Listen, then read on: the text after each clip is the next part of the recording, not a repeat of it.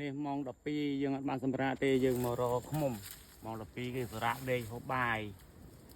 ឥឡូវយើងវាលមាស់ភ្នែកយើងត្រូវសឹម1មេ2មេយើងលមាស់ភ្នែកនៅអត់សុក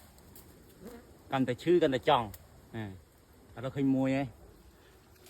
អានេះបន្ទាប់ពីយើងបុករកចាស់បុកឡើងបុកចាស់បុកឡើងយើងមកជួបមកផ្លិតទៀតមិនចិត្តគ្នាអានេះធំអានេះឲ្យចិត្តទឹកល្អយើងបុករកចាស់បុកមកឃើញតែនេះមួយទៀតឥឡូវមកកន្លែងនេះមាន2ម្ដងឈើមាន2មួយអានេះទី2ធំជាងគេឥឡូវនេះយើងធ្វើការជក់បរិយមួយសិនយកកម្លាំង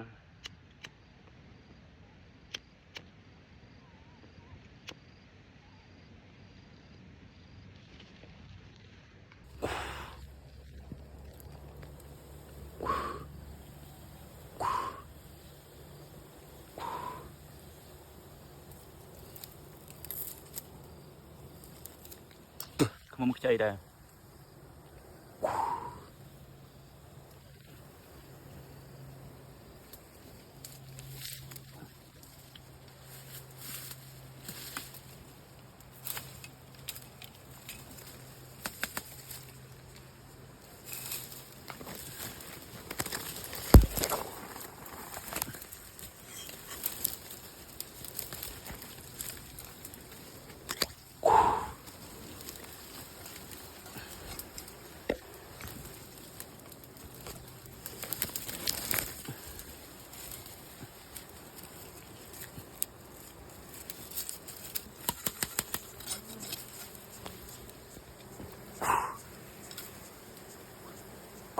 ទឹកបាត់បុកបងប្អូនទឹកបាត់មក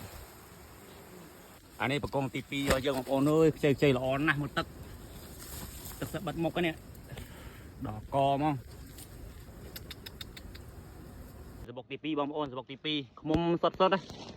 ឃ្មុំពិតសុតអត់មានខ្លែងខ្លាយមើលតែភ្នែកដឹងហ៎សុតមើលតែភ្នែកដឹងហ៎មើលទឹកពេញបបមកបងប្អូនមើលទឹក